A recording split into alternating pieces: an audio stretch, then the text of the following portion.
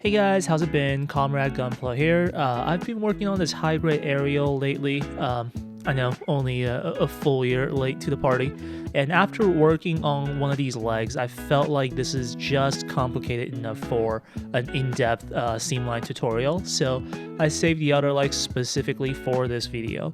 I'm going to talk to you through my process, how I identify and solve problems during this process, so you'll be able to apply the same thinking to other seamline jobs.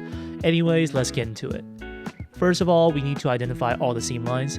This is why you should always snap your kit first. Let's take a look at this leg. We got a seam line going all the way down the back in two different areas. Seam line down the calf, and on the kneecap, here's another line. All these parts are round and continuous. Having gaps on these would look absolutely awful, so we definitely need to remove all of these. It's really kind of annoying that they are using that interlocking knee joint mechanism like on the Leo, but somehow just didn't think about all the seam lines with this design at all, which is really disappointing, but that's another rant for another day. Since I'm already going to be doing a lot with these legs, I'm also going to extend the shins by about 2 millimeters, and I'll also show you how to do that as a bit of a bonus.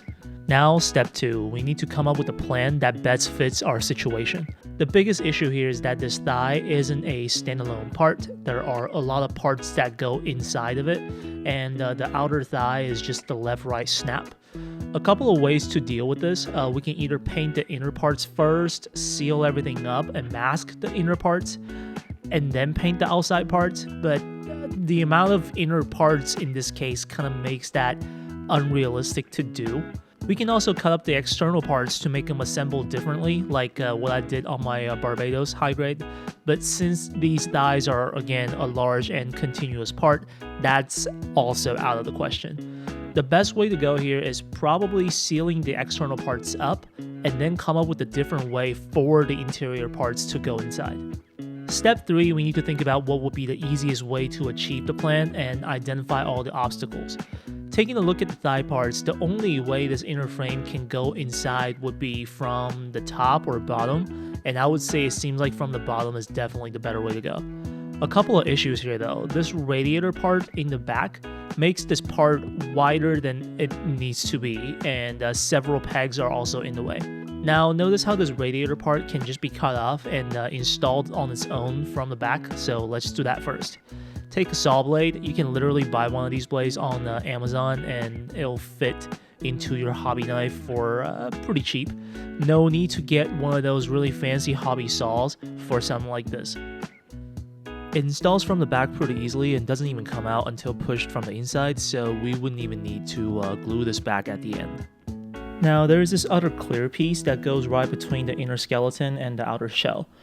There's just not going to be a good way to install this piece in. Now notice that the major reason for that is because this is one continuous piece, but in reality only the front and back bits need to be clear.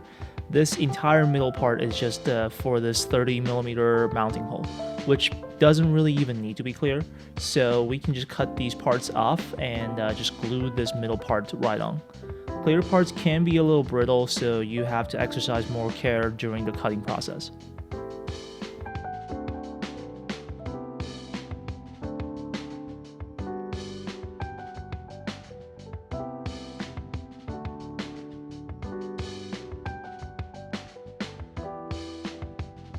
Lastly, let's look at the pegs. There are 2 sets of pegs on this inner part. The bottom set definitely needs to go. This top part though can fit through this bottom of the thigh, so we just need to modify the mounting hole a bit by cutting the bottom off, and this should slide right in. And since I didn't cut the mounting hole off completely, this part can actually kind of clip in, so I don't even have to glue this part back at the end.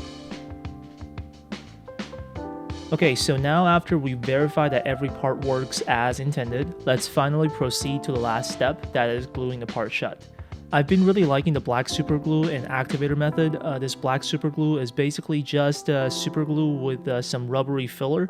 It's just thick enough to fill thin gaps, but it's still running enough to actually flow through the gaps. Normally with plastic cement, you would have to wait at least half a day before sanding, but with the super glue and activator method, you can start sanding right away. So I can get these seamline jobs done in just a couple of minutes. As a side note, for the sake of the video, I applied the activator just on my table, but please, please, please have proper ventilations if you want to use this method, because it smells horrible. Alright, let's apply the same thinking again to the knees. Seems like sliding from the bottom is again a good strategy, and these pegs are in the way. There isn't a good way to modify the mounting holes, so we'll have to cut away the pegs. It seems like this round bit also interferes with the side, so we'll have to cut some of that away. And just like that, we have a pretty good slide. Black super glue treatment to the knee, and there we go, another part done.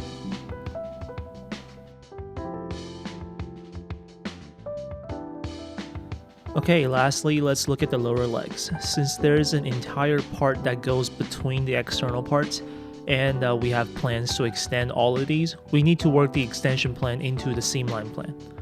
Our usual sliding mechanism doesn't work anymore, as this entire portion is wider than the opening of the external parts, but notice how the larger part isn't even really visible at all from the outside. This is mostly there for structural reasons, so we can just cut this off and bury it inside of the external parts.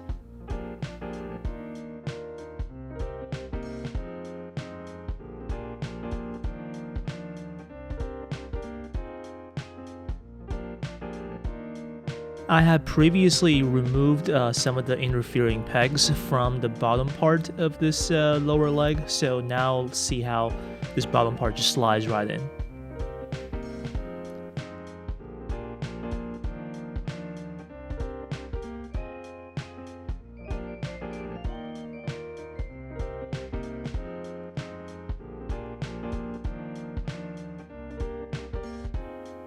Now time to get some extensions going. This bottom piece has a lot less curvature than the top, and since we have already separated it out, this is a great place for that additional height.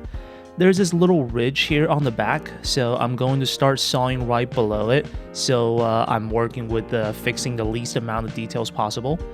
This cut doesn't really have to be perfect, as we're going to be adding 2mm of height across the board, so the end result will look perfectly even.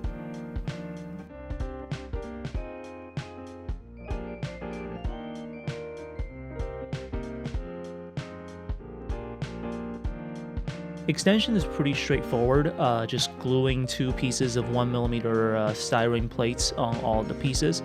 I'm using white super glue here as it's less brittle and more sculptable.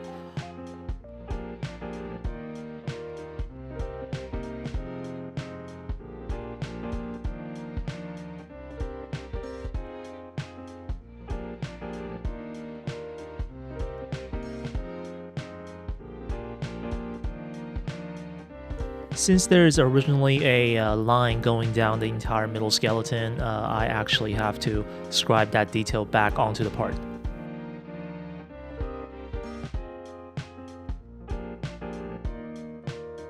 The real challenge here is sanding the excess down into a uniform curve. We can start this process out by cutting off as much as we can confidently do.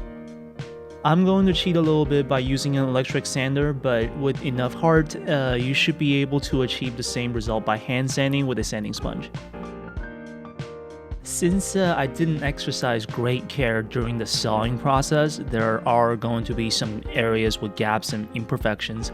These gaps are going to be a lot more apparent after priming. I'm using a bit more white super glue to fill these gaps, more sanding afterwards, prime afterwards, and check again, rinse and repeat until I'm happy with the result 100%. I gotta say, nowadays when I do these types of modification works, I'm using a lot of super glue, whether it be white or black or regular super glue. I should probably make a video where I just highlight all the different types of glues that I use, maybe. I feel like I'm probably one of the most glue heavy gunpla builders out there, so that might come one day. Anyways, here's the final result.